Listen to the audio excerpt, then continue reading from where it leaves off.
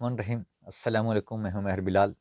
آج ہم اسلامیات ADP BS اور MA اسلامیات کے سلیبس میں شامل بہت ہی اہم موضوع ڈسکس کرنے جا رہے ہیں، شریعت اسلامی کے ماخذات۔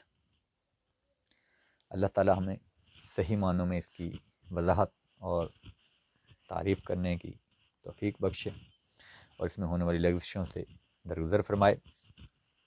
تو سب سے پہلے ہم بات کرتے ہیں شریعت اور فقہ۔ یہ فقہ ہے، فقہ نہیں ہے، پڑھتے ہوئے آپ اس کو فقہ پڑھیں گے۔ تو شریعت سے مراد ایسا راستہ جو شارع اسلام نے اللہ تعالیٰ کے حکم سے اپنی امت کے لیے منتخب کیا، اسے ہم شریعت کہتے ہیں۔ اب جتنے بھی انبیاء کرام تشریف لائے، ان سب کا اصل مدعا جو ہے وہ تو ایک ہی تھا، وہی توحید کا پرچار، وہی معروفات کا حکم، وہی منکرات سے منع کرنا۔ تو اصل مدعا تو ایک ہی تھا، طریقہ کار الگ الگ تھا۔ تو طریقہ کار کے اختلاف کی وجہ سے ان سب کی شریعتیں الگ الگ ہیں۔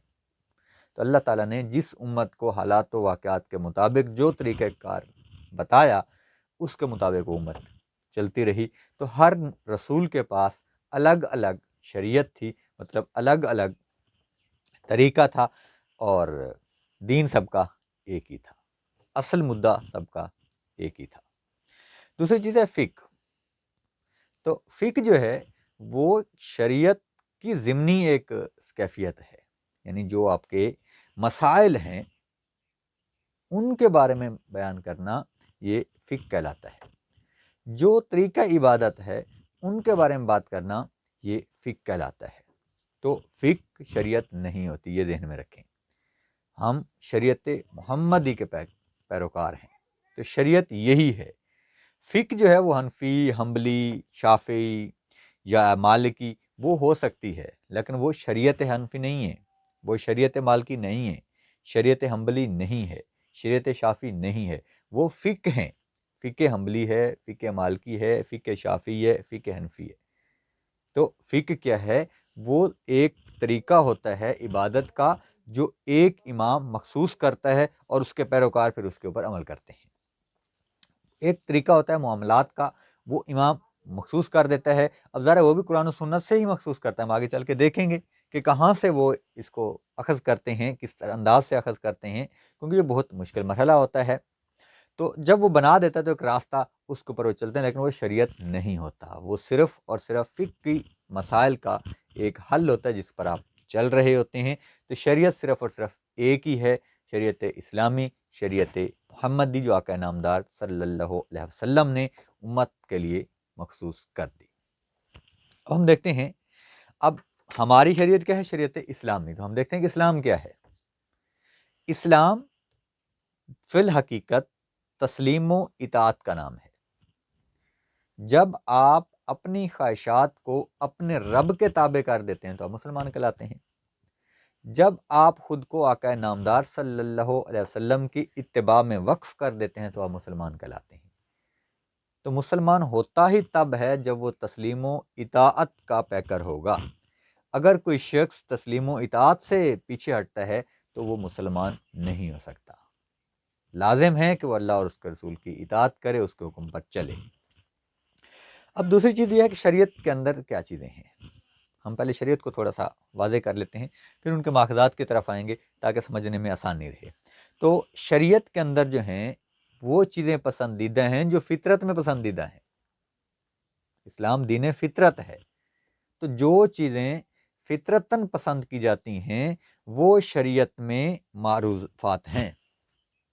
شریعت کی معروفات کیا ہیں؟ جو فطرت میں پسندیدہ ہیں۔ اور شریعت میں منکرات کیا ہیں؟ یعنی کن کن چیزوں سے روکا گیا ہے، وہ فطرتاً بھی بری ہیں۔ جن چیزوں سے شریعت نے منع کیا ہے وہ عام انسان جو باشعور ہو وہ بھی ان سے نفرت کرتا ہے، چاہے وہ مسلمان نہ بھی ہو، تب بھی وہ ان چیزوں کو اچھا نہیں سمجھتا۔ تو شریعت کے اندر دو چیزیں ہیں، ایک معروفات ہے اور ایک منکرات ہیں۔ ایک ہمارے پاس معروفات ہیں اور ایک کیا ہیں؟ منکرات ہیں۔ معروفات سے مراد کیا ہے؟ ایسی چیزیں جو اچھی ہیں، جو کرنے کا حکم دیا گیا اسے ہم معروف کہتے ہیں۔ امر بالمعروف و نہی عن المنکر، ہماری فطرت اسی بات کے اوپر ہے کہ ہم کیا کرتے ہیں؟ امر بالمعروف اور نہی عن المنکر، یہی اسلام ہے۔ ہم اس سے پہلے جو ایک ویڈیو بنا چکے اس کے اندر اس کی پوری تفصیل موجود ہے کہ اسلام کی بنیاد کیا ہے۔ جو اسلام کا معاشی نظام تھا اس میں ہم نے اس چیز کو لکھا تھا کہ اسلامی نظام کیا ہے۔ تو اسلامی نظام جو ہے بیسیکلی وہ دو چیزوں کے اوپر ہے، ایک معروفات اور دوسرا منکرات۔ تو معروفات کیا ایسی چیزیں جن کو اسلام نے پسند کیا وہ معروفات میں آتی ہیں، اور جن چیزوں کو اسلام نے ناپسند کیا وہ منکرات میں آتی ہیں۔ تو معروفات میں آپ کے پاس تین چیزیں ہیں، ایک ہے فرض، یعنی ایسی چیزیں جن کا کرنا لازم ہے، یہ واجب ہے ہمارے اوپر کہ ہم ان کے اوپر عمل کریں۔ تو جو چیزیں اسلام نے واجب کی ہیں وہ اچھے کام وہ کرنا لازم ہے، وہ فرض کی حیثیت رکھتے ہیں۔ تو کچھ ایسے احکامات ہیں جو شریعت نے ہم پر لازم کیے ہیں، فرض کیے ہیں۔ دوسرے جو ہیں وہ ہے مطلوب، مطلب یہ فرض تو نہیں ہے لیکن بہت ہی زیادہ پسندیدہ ہیں، شریعت یہ چاہتی ہے کہ ہم ان پر عمل کریں۔ تو ایسے اخلاقی پیکر، ایسی عادات، ایسی طریقہ کار جو شریعت نے پسند کیے، فطرت کے اندر بھی ان کو پسند کیا جاتا ہے، انہیں ہم مطلوب کہتے ہیں، شریعت ایسا چاہتی ہے۔ تیسری چیز جو ہے وہ ہے مباح،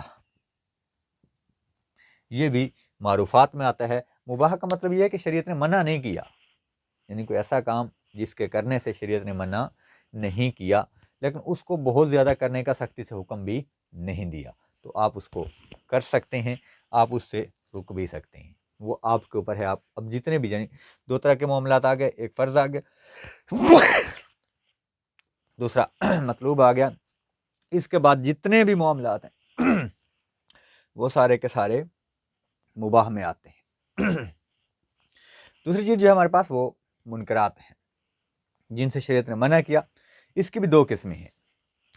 ایک ہے حرام، جو قطعی منع ہے، شریعت نے سختی کے ساتھ منع کر دیا کہ یہ کام نہیں کرنا، بس اگر آپ وہ کریں گے تو وہ گناہ ہوگا، صریح گناہ ہوگا، یہ حرام کے زمرے میں آ جاتا ہے۔ دوسرا جو ہے وہ آ جاتا ہے مکروہ،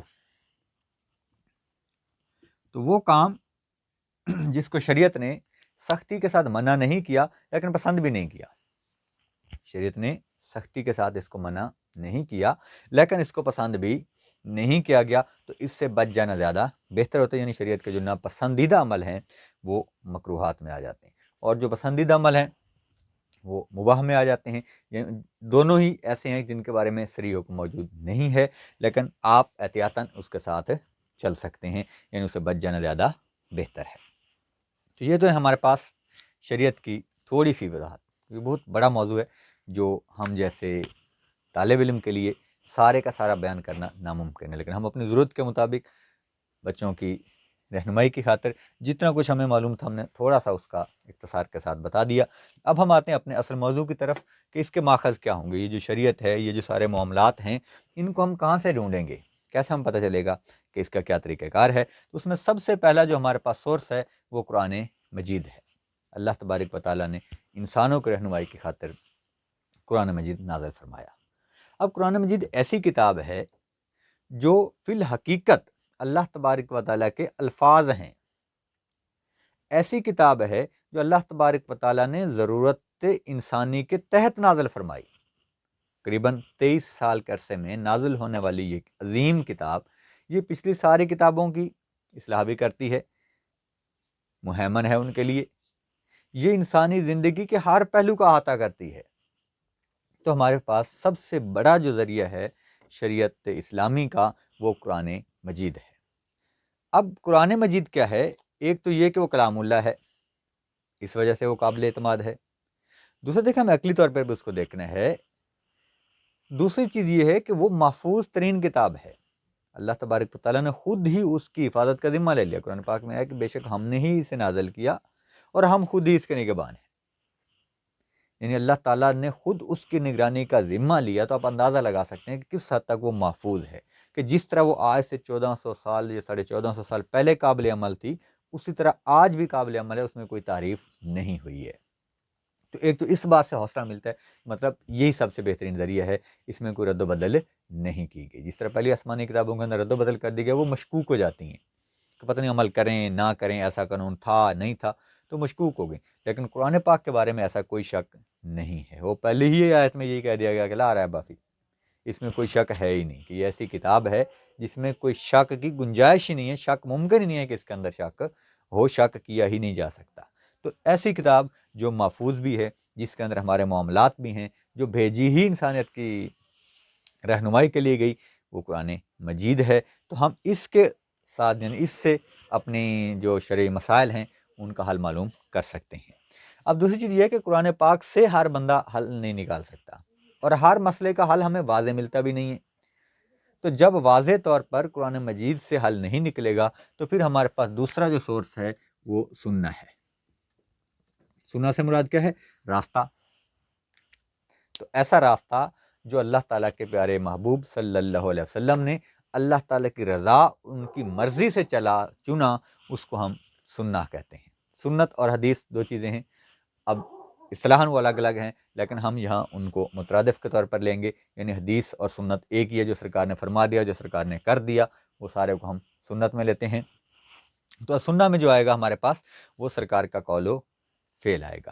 تو قرآن پاک کے بعد جو ہمارے پاس سب سے بڑا ذریعہ ہے وہ آقا نامدار صلی اللہ علیہ وسلم کی حیات طیبہ ہے۔ تو یہ حیات کیا ہے؟ بیسیکلی قرآن کی تفسیر ہے۔ سرکار کی زندگی جو ہے وہ قرآن کی تفسیر ہے۔ جب ہم قرآن کے معاملات کو صحیح طریقے سے یعنی اچھے طریقے سے سمجھنے میں قاصر رہتے ہیں تو پھر ان کی وضاحت ہمیں آقا نامدار صلی اللہ علیہ وسلم کی زندگی میں مل جاتی ہے۔ تو جو معاملات قرآن سے واضح طور پر اخذ نہیں ہو سکیں گے وہ پھر ہم سننا سے اخذ کریں گے۔ اب قرآن میں کیا ہے؟ کتنے نبی کی زندگی جو ہے وہ ضروری ہے، کیونکہ قرآن میں بارہا یہ الفاظ آئے کہ اطیعوا اللہ و اطیعوا الرسول، اللہ اور اس کے رسول کی اطاعت کرو۔ کہیں آیا اس کے محبوب کے حکم پر چلو، کہیں آیا ان سے آگے نہ بڑھو، کہیں آیا جو وہ تمہیں دے لے لو اور جس سے منع کرے اسے رک جاؤ۔ تو یہی شریعہ ہے نا بھائی، شریعت یہی ہے کہ جو اللہ کا رسول دے اسے لے لو، جس سے منع کرے اس سے رک جاؤ۔ تو یہی ہو گیا نا، جو دے گا وہ معروفات ہوں گے، جن سے منع کرے گا وہ منکرات ہوں گے۔ تو اللہ تبارک و تعالیٰ کا واضح حکم ہے کہ جو میرا محبوب دے اسے لے لو، مطلب جو حکم دے جیسا دے ویسا کرو، اور جس سے روک دے اس سے رک جاؤ۔ تو نبی واجب اطاعت ہوتا ہے۔ اگر کوئی شخص نبی کی اطاعت سے الگ ہوتا ہے تو اس کا مطلب کہ وہ دار اسلام سے خارج ہے، وہ مسلمان نہیں ہے۔ تو اسلام میں جو دوسرا بڑا ذریعہ ہے شریعت کا، فقہ کا، قانون کا، وہ سنت ہے۔ اور یہی طریقہ کار رہا ہے کہ پہلے قرآن پاک سے کوشش کی جاتی ہے، پھر اس کے بعد سنت سے کوشش کی جاتی ہے۔ اب ظاہر ہے جیسے جیسے زمانہ آگے بڑھتا ہے بہت سارے مسائل نئے پیدا ہوتے ہیں جو پہلے نہیں تھے۔ ایک تو وہ ہو گیا کہ جو ایک فیصلہ آیا قرآن نے فرما دیا، بہت سارے فیصلے قرآن نے فرما دیے، پھر اس کے بعد بہت سارے فیصلے سرکار نے فرما دیے۔ اب ان دونوں کی تدوین کے حوالے سے بھی ہم بات کر سکتے ہیں، ذرا الگ جب موضوع ہیں وہاں وضاحت سے ہوں گے، لیکن ہم تب بھی تھوڑے سے وضاحت میں بتائے دیتے ہیں کہ قرآن اور حدیث کی جو تدوین کا عمل ہے یہ سرکار دو عالم صلی اللہ علیہ وسلم کے حیات مبارکہ میں مکمل ہو چکا ہے۔ اس حوالے سے کوئی یہ شک کرے کہ یہ بعد میں لکھا گیا، بعد میں کتابی شکل میں آیا، تو یہ صریحاً غلط فہمی ہے۔ قرآن اور حدیث دونوں کے دونوں سرکار دو عالم صلی اللہ علیہ وسلم کی حیات مبارکہ میں ہی لکھے گئے۔ قرآن پاک کے نسخے موجود تھے، حدیث مبارکہ کی لکھی ہوئی صورتیں موجود تھیں۔ جب تدوین حدیث کا ہم پڑھیں گے تو ہم پوری وضاحت کے ساتھ ہم اس کو انشاءاللہ دیکھیں گے۔ آپ ہمارے ساتھ جڑے رہیے، اور اس سلسلے میں اگر آپ اسٹوڈنٹ ہیں تب بھی بہتر ہے، آپ اسٹوڈنٹ نہیں ہیں تو تب بھی ہمارے لیے ان چیزوں کا جاننا بہت ضروری ہے۔ تو وہ ہم تھوڑا تفصیل سے بتائیں گے، لیکن آپ کو یہ بات ذہن میں رہنی چاہیے کہ یہ دونوں کی تدوین کا کام ہو چکا تھا، جس طرح سرکار نے چاہا تھا اسی طرح ان کو محفوظ رکھا گیا۔ تیسری چیز جو ہے ہمارے پاس وہ اجتہاد ہے، جو بڑا سورس ہے ہمارے پاس وہ اجتہاد ہے۔ حضرت معاذ بن جبل رضی اللہ تعالیٰ عنہ جب جا رہے تھے ایک مرتبہ کسی جگہ پر، تو سرکار نے پوچھا کہ بھئی آپ کس طرح فیصلے کرو گے؟ جب آپ کو کوئی مشکل پڑے گی تو آپ کس طرح سے ان کا فیصلہ کرو گے، اپنے مسئلے کا حل کیسے نکالو گے؟ تو انہوں نے فرمایا کہ میں قرآن مجید سے اس کی رہنمائی لوں گا اپنے مسئلے کی، اگر وہاں سے نہیں ملی تو پھر میں سنت سے اس کی رہنمائی لوں گا، اگر وہاں سے مجھے اس کا کوئی حل نہ مل سکا تو پھر میں اجتہاد کروں گا۔ اجتہاد کیا ہوتا ہے؟ آخری درجے کی کوشش، یعنی آپ جب اپنی میکسیمم یعنی زیادہ سے زیادہ کوشش کسی کام کے لیے کریں گے تو وہ اجتہاد کہلائے گا۔ تو اسلام کے اندر جو طریقہ ہے وہ اجتہاد ہے۔ پہلا طریقہ قرآن اور سنت ہے۔ سرکار دو عالم صلی اللہ علیہ وسلم نے کیا فرمایا کہ میں تمہارے درمیان دو چیزیں چھوڑ کر جا رہا ہوں، قرآن مجید اور اپنی سنت، اگر تم ان دونوں پر قائم رہو گے تو کبھی گمراہ نہیں ہوگے۔ تو اگر ہم ان دونوں پر قائم رہتے ہیں تو ہم گمراہ نہیں ہوتے۔ تو اجتہاد والا کیا کرتا ہے؟ ان دونوں سے اخذ کرتا ہے۔ ایسا نہیں ہوتا کہ اجتہاد والا کوئی نئی راہ نکالتا ہے، اجتہاد کے لیے لازم ہے کہ ان دونوں سے رستہ نکالا جائے۔ وہ قرآن مجید اور سنہ میں سے اپنے مسئلے کا حل نکالتا ہے، یعنی جو چیزیں وہاں واضح نہیں تھیں، مطلب یہ ہے کہ آپ کا پہلا صورت ہے کہ قرآن سے واضح فیصلہ مل جائے، سنہ سے واضح فیصلہ مل جائے۔ تیسرا ہے کہ دونوں میں واضح فیصلہ نہیں ہے لیکن اشارے موجود ہیں، ان اشاروں سے یہ لوگ اپنے مسئلے کا حل نکالتے ہیں، یعنی قرآن پاک اور سنہ کے اشاروں سے اپنے مسئلے کا حل نکالنا، یہ اجتہاد ہے۔ اب اس کے دیکھیں، ایک اجماع ہے اور ایک قیاس ہے۔ اجماع کیا ہے؟ جس پر متفقہ طور پر کوئی رائے قائم ہو جائے، یعنی جو علماء امت ہیں، جو شریعت اسلامی سے واقف لوگ ہیں، ان کا اجماع ہو جائے، کسی بات کے اوپر وہ متفق ہو جائیں اور وہ فیصلہ کر دیں تو وہ اجماع کہلاتا ہے۔ تو ذرا وہ بھی بہت بڑی کوشش کی جاتی ہے، سارے مل کے کوشش کرتے ہیں، کاوش کرتے ہیں، اس کے بدلے میں کوئی ایک فیصلہ مقرر ہو جاتا ہے، وہ اجماع کہلاتا ہے، اور پھر وہ امت کے لیے دلیل بن جاتا ہے۔ اس فیصلے کے مطابق ہم اپنے فیصلے کر سکتے ہیں۔ ایک اور ذریعہ جو ہے وہ قیاس ہے۔ قیاس یہ ہے کہ اگر اجماع بھی نہ ہو سکا ہو، اجماع امت نہ ہو، اس کے سر جوڑ کے بیٹھنے والوں نے فیصلہ نہ کیا ہوا ہو، تب وہ مسئلہ آپ کے سامنے آ جائے اور اب ایسی صورت بھی نہ ہو کہ اس پر اجماع ہو سکے، تو پھر قیاس کی ایک آپشن آپ کے پاس موجود رہتی ہے۔ قیاس کیا ہے؟ کہ آپ اپنے ضمیر، اپنے دل، اپنے دماغ سے وہ فیصلہ کرتے ہیں جو شریعت میں ہو، یعنی کوئی بھی مسئلہ آ گیا ہے، آپ اس کے اوپر اتنی زیادہ محنت کرتے ہیں کہ اس سے ملتے جلتے اشارے قرآن سے اور سنہ سے لیتے ہیں اور پھر ان کے روشنی میں جو ہے اس کا فیصلہ کرتے ہیں۔ تو اسلام کے اندر جو 4 فرقے ہیں، جو حنفی، مالکی، شافعی، حنبلی، یہ چاروں جو ائمہ کرام تھے، انہوں نے قیاس کی بنیاد پر ہی اپنے فیصلے کیے ہوئے ہیں، یعنی انہوں نے قیاس کر کے اس سے اپنے فیصلے کیے، مسائل کا حل نکالا، اور پھر اس کے مطابق 4 جو ہمارے بڑے فرقے ہیں وہ چلتے ہیں، مطلب جو جسی کے پیروکار ہیں وہ اس کے مطابق چلتے ہیں۔ اسلام میں تفرقہ واریت سختی سے منع ہے، لیکن اس طرح سے لوگوں کا الگ الگ ہو جانا یہ الگ بات ہے، ذرا وہ ایک رستہ ہے، ایک طریقہ ہے، اس پر چل رہے ہیں۔ تو آپ کسی کو بھی صرف ان فروئی، کیونکہ جو قیاس میں آتے ہیں یہ فروئی معاملات ہوتے ہیں، یہ آپ ذہن میں رکھیں، شریعت کے جتنے لازمی اور بڑے فیصلے ہوتے ہیں وہ ان دونوں سے واضح ہو جاتے ہیں۔ جو فروئی معاملات ہوتے ہیں وہ قیاس میں آتے ہیں، یہ فیصلہ کیا جاتا ہے، ٹھیک ہے۔ یہ مثلاً ایک مسئلہ ہے، آپ نے نماز پڑھنی ہے تو قرآن سے ثابت ہو گیا، ٹھیک ہے۔ نماز کے فرائض کیا ہیں؟ یہ قرآن سے ثابت ہو جاتا ہے۔ سنتیں کیا ہیں؟ یہ سنت سے واضح ہو جاتی ہیں۔ اب وہ ضروری چیزیں جو نماز کے لیے ہیں، جو لوازمات نماز ہیں، وہ سارے وہاں ہو جاتے ہیں۔ اب فروئی باتیں آ گئیں کہ جی آپ نے ہاتھ چھوڑ کے پڑھنی ہے، آپ نے ہاتھ باندھ کے پڑھنی ہے، آپ نے ہاتھ کہاں باندھنے، ناف پر باندھنے ہیں، سینے پر باندھنے ہیں، کدھر باندھنے ہیں، یہ ایک فروئی مسئلہ تھا۔ ان سے نماز کا ہونا یا نہ ہونا یہ ثابت نہیں ہے۔ آپ ہاتھ چھوڑ کے پڑھنے، یہ کہیں نہیں کہ نماز نہیں ہوگی۔ اب ظاہر یہ قیاس جب کیا گیا، انہوں نے پھر دیکھا کہ فلاں فلاں فلاں فلاں حدیث کے اندر ایسا ہے، فلاں میں حکم دیا گیا، فلاں میں نہیں دیا گیا، انہوں نے اپنے قیاس پہ وہاں سے اشارے لے کر فیصلہ کیا کہ ہاتھ چھوڑ کے پڑھنی چاہیے، لیٹس سپوز۔ اب ظاہر جو اس امام کے پیروکار ہوں گے ہاتھ چھوڑ کے پڑھیں گے۔ ایک دوسرے نے کیا، انہوں نے یہیں سے قرآن سے یعنی سنت سے ہی اشارے لیے کہ یہ ہاتھ ناف کے اوپر باندھ کے پڑھنی چاہیے، تو انہوں نے وہاں بندھوا دی۔ تو یہ فروئی معاملات ہیں، ان کو بڑھا کر شدت پسندی کی طرف لے کے جانا یہ فرقہ واریت ہے، کہ آپ فروئی معاملات کو اتنی زیادہ ہوا دیتے ہیں کہ جن سے آپ کے عبادت کو کوئی خطرہ نہیں تھا۔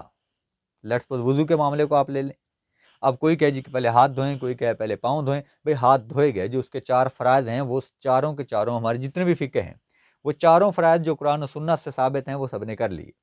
تو جب آپ کسی بھی عبادت کے فرائض پورے کر لیتے ہیں، عبادت ہو جاتی ہے۔ باقی ہے آپ کی عمل، جتنا آپ عمل سرکار کے قریب کریں گے اتنا آپ کا ثواب زیادہ ملے گا۔ تو اب ظاہر وہ فروئی معاملہ ہے کہ آپ نے ہاتھ پہلے دھوئے یا پاؤں پہلے دھوئے یا کیا ترتیب رکھی اس کی، تو اس ترتیب کا سیٹ کرنا یہ فروئی معاملہ ہے۔ وہ ہر فقہ نے اپنا اپنا طریقہ بتایا ہوا ہے اور ہر کوئی اس کے اوپر عمل کرتا ہے۔ تو جتنے بھی قیاس کے معاملات ہیں یہ فروئی ہوتے ہیں، جتنے ہمارے تفرقات ہیں وہ فروئی معاملات کے اوپر ہیں، بنیادی معاملات کے اوپر نہیں ہوتے، کیونکہ بنیادی معاملات ہر کسی کے سامنے، قرآن محفوظ ترین شکل میں سب کے سامنے پڑا ہے، حدیث محفوظ ترین شکل میں سب کے سامنے پڑھی ہے، وہاں سے آپ واضح طور پر اسلام کے جو بنیادی معاملات ہیں وہ پڑھ سکتے ہیں۔ جو مسائل ہیں جو ہم نہیں پڑھ سکتے وہ ہم یہاں سے سیکھتے ہیں، اپنے اماموں سے سیکھتے ہیں۔ اجتہاد جو ہے وہ بیسیکلی کیا ہے؟ ایک واضح اور مخلصانہ کوشش کا نام ہے، غیر جانبدارانہ کوشش کا نام ہے۔ آپ سارے دائروں سے آزاد ہو کر قرآن و سنت کا مطالعہ کریں گے اور پھر عصری جو تقاضے ہیں اس کے مطابق فیصلہ کریں گے۔ مجتہد کے لیے لازم ہے کہ وہ دینی علوم پر بھی دسترس رکھتا ہو اور وہ عصری علوم پر بھی دسترس رکھتا ہو۔ جو مسائل ہیں دنیا کے موجودہ مسائل ہیں ان کی پوری دسترس ہو اس کے اوپر، اور پھر قرآن اور حدیث سے اچھی طرح سے آگاہ ہونا چاہیے اس کو، تب وہ مجتہد ہو سکتا ہے، تب وہ اتحاد کی طرف جا سکتا ہے۔ ہمارے لیے جو سب سے بڑا مسئلہ ہے وہ یہ آ رہا ہے کہ کیونکہ اسلام نے اتحاد کی اجازت دی ہے، حدیث مبارکہ سے اتحاد ثابت ہے، حکم دیا گیا اتحاد کا کہ کرو، اب اس کی آزادی کا ہم ناجائز فائدہ اٹھائیں کہ ہر ایرا گیرا آ کے بیٹھ جائے اور وہ اتحاد کرنا شروع کر دے، تو یہ اسلام میں صریحاً زیادتی ہے کہ ایک شخص کو معلوم ہی نہیں ہے، اب فرض کیا مجھے معلوم ہی نہیں ہے شریعت کے مکمل معاملات، تو میں کسی فیصلے کو لے کر کہوں جی کہ اسلام نے مجھے اجازت دی ہے اتحاد کرنے کی اور اب میں اس کا فیصلہ کر سکتا ہوں، کیونکہ میں بھی خود مختار ہوں، میں کیوں کسی عالم کے پاس جاؤں، یا میں کیوں کسی فقیہ کے پاس جاؤں، میں کیوں کسی مجتہد کے راستے پر چلوں، میں خود اس کا فیصلہ کر سکتا ہوں۔ تو بھائی قرآن اور حدیث سے کما حق کا آگاہ ہونا یہ لازم ہے مجتہد کے لیے۔ تو جب تک میں اس کے سارے معاملات سے آگاہ نہیں ہوں گا میں اس میں غلط اتحاد کروں گا، ایک نئی راہ نکالوں گا، اور جب میں نئی راہ نکالوں گا تو اس پر ہلاکت ہے، کیونکہ سرکار نے فرمایا کہ ہلاکت ہے اس شخص پر جو دین میں نئی راہ نکالتا ہے۔ تو جب کوئی دین میں نئی راہ نکالے گا، اب نئی راہ وہ ہوتی ہے جو قرآن اور سنت سے ثابت نہ ہو، وہ نئی راہ ہوتی ہے۔ جن کے اشارے بھی قرآن اور سنت سے مل رہے ہیں وہ نئی راہ نہیں ہوتی، وہ اجتہاد ہوتا ہے۔ وہ ایک راستہ ہوتا ہے جو چھپا ہوا تھا، انہوں نے تھوڑا اس کو واضح کر دیا بس۔ تو اگر تو قرآن اور سنت کے اوپر عبور ہو تو پھر وہ وہاں سے اشارے لے کے اس کے مطابق کوئی نیا فیصلہ کرتے ہیں جو اجتہاد کہلاتا ہے، وہ ایک نیا راستہ نکلتا ہے جو صاف ہوتا ہے لوگوں کے لیے، قرآن و سنت کی طرف ہی لے کے جاتا ہے۔ تو اگر آپ ان سے آگاہ نہیں ہیں، آپ اپنے عقلی زور کے اوپر جو ناقص ہے، انسانی عقل جو ہے وہ کامل نہیں ہو سکتی شریعت کے معاملات میں، کیونکہ اللہ تعالیٰ نے شریعت کے جتنے بھی بندوبست کیے وہ الہامی کیے، ہر نبی کو الہامی شریعت دی، کسی کی عقلی شریعت نہیں ہے کہ جو آپ عقل کے زور پر ہی اپنی شریعت بنا لیں، ایسا کسی کو بھی نہیں کہا گیا۔ تمام رسولوں کو اللہ تعالیٰ نے شریعت دے کے بھیجا، صحیفے بھیجے، کتابیں بھیجیں، واضح طور پر اس سے ثابت ہوتا ہے کہ شریعت وہی ہے جو اللہ چاہتا ہے، وہ اپنی طرف سے نافذ کرتا ہے، تو عقلی شریعت نہیں ہوتی۔ تو جب انبیاء کو اپنی عقل کے زور پر کچھ کرنے کا حکم نہیں دیا گیا، سرکار نے فرمایا کہ میرا ہر عمل اللہ کے حکم کے تابع ہے۔ ان سرکار نے کہیں یہ نہیں فرمایا کہ میری عقل اتنی وسیع ہے کہ میں اس سے فیصلے کرتا ہوں وہ ٹھیک ہوتے ہیں، سرکار نے بھی یہ فرمایا کہ میرا رب مجھ سے یہ فیصلے کرواتا ہے اور وہی ٹھیک ہوتے ہیں۔ تو وہاں سرکار کے عقل کے ساتھ اللہ تبارک و تعالیٰ کا حکم جڑا ہوا ہے، تو ہم یہ کیسے کہہ سکتے ہیں کہ ہماری عقل جا کر ڈائریکٹ فیصلے کر لے گی؟ تو یہ گمراہی ہے۔ اجتہاد کی اجازت ضرور ہے لیکن شرائط کے ساتھ، اور شرائط یہی ہیں کہ آپ کو لازماً شرعی مسائل سے مکمل آگاہی ہونی چاہیے، قرآن و سنت کا فہم ہونا چاہیے، آپ متقی ہونے چاہیے، اللہ کا ڈر اور خوف جو ہے وہ دل میں ہونا چاہیے، کیونکہ قرآن پاک خود فرماتا ہے کہ ہدی للمتقین، یہ تو ہدایت متقین کے لیے۔ تو جس کے دل میں ڈر ہوگا وہ اللہ تعالیٰ کے قریب ہو کے جب قرآن کا مطالعہ کرے گا تو قرآن اس کو سمجھائے گا، اس کو راستے دکھائے گا۔ تو جب ڈر ہی نہیں ہوگا تو پھر کسی اور راستے پہ چل پڑے گا، پھر گمراہی کا راستہ ہوگا۔ اجتہاد فی زمانہ بہت ضروری ہے، کیونکہ اسلام ہماری پوری زندگی کا مذہب ہے، ہمیں اپنی زندگی کے ہر معاملے میں اسلام کی ضرورت ہے۔ تو ظاہر جیسے جیسے زمانہ آگے بڑھ رہا ہے زندگی کے مسائل بھی نئے نئے آتے جا رہے ہیں، نئے سے نئے مسائل کا ہمیں سامنا کرنا پڑ رہا ہے۔ تو ان نئے مسائل کے حل کے لیے اب ظاہر ہے اس زمانے میں بہت ساری چیزیں نہیں تھیں جب قرآن آیا، اس زمانے میں بہت ساری چیزیں نہیں تھیں جو آج ہیں جب سرکار دو عالم صلی اللہ علیہ وسلم کا زمانہ تھا، لیکن اس سے ملتی جلتی باتیں موجود تھیں۔ تو ہم کیا کرتے ہیں، اجتہاد میں ان ملتی جلتی باتوں کو ڈھونڈتے ہیں۔ ضرورت اس بات کی ہے کہ آج بھی کچھ علماء، کچھ لوگ، کچھ اجتماع جو ہے ہونا چاہیے جو شرعی مسائل کا حل نکالے، ہماری زندگی کے تمامی مسائل کو، معاملات کو شریعت کے پیرائے میں لے کے آئے، تاکہ ہماری زندگی شریعت کے اصولوں کے مطابق چل جائے۔ اور دوسرا یہ ہے کہ ہماری زندگی کا کوئی لمحہ بھی ایسا نہیں ہے کہ جس میں ہم اسلام سے الگ ہو سکیں۔ ہمیں تو زندگی کے ہر مرحلے میں، ہر لمحے میں اسلام کی ضرورت ہے، شریعت کی ضرورت ہے، تو لازم ہے کہ اجتہاد کیا جائے۔ اور اقبال، ڈاکٹر علامہ محمد اقبال کے ہاں اجتہاد کے حوالے سے جو انہوں نے باتیں کی وہ ظاہر اس کے بہت بڑے دائی تھے، کہ اتحاد ہونا چاہیے، بہت زیادہ کوششیں کی انہوں نے، اور وہ ایسے اتحاد کے قائل تھے کہ جو اجتماعی سطح پہ ہونا چاہیے۔ اس کا تو اکثر یہ کہتے ہیں کہ ہمارا پارلیمنٹ جو ہے وہ اجتہاد کے لیے بہترین پوزیشن ہو سکتی ہے کہ پارلیمنٹ کے اندر ایسے لوگوں کو لایا جائے جو شرعی قوانین سے آگاہ ہوں، ظاہر ہے وہاں کچھ ایسے لوگ بھی ہوں گے جو عصری علوم سے آگاہ ہوں گے۔ پھر جب یہ سارے اکٹھے بیٹھ کے کوشش کریں گے تو پھر ہمارے جدید مسائل کا حل بہترین طریقے سے نکل سکے گا، کیونکہ اتنے الجھے ہوئے اب جدید مسائل ہیں جن کو ایک شخص کا سمجھو کہ ان سارے کے اوپر دسترس رکھنا یہ بہت مشکل ہے۔ تو اجتماعی سطح پہ ہم کوشش کر سکتے ہیں، پارلیمانی سطح پہ ہم کوشش کر سکتے ہیں جس میں ہم اسلام کے مسائل کا حل نکال سکیں۔ تو یہ ہیں ہمارے پاس اپنی شریعت کے ماخذات، قرآن مجید، سنہ، اتحاد جس میں جمع اور قیاس آ جاتا ہے۔ یہ ساری چیزیں ہم نے کوشش کی بیان کرنے کی، امید ہے آپ کو سمجھ آئی ہوگی۔ اللہ تبارک و تعالی ہمیں معاف فرمائے اگر اس بیان میں کوئی ہم سے لغزش ہوئی ہے، کوئی غلطی ہوئی ہے۔